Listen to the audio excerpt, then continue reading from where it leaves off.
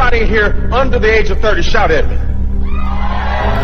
Anybody here 25 and below, shout at me. I'm getting ready to give you the best advice anybody has given you today. I don't know about ever, but at least today.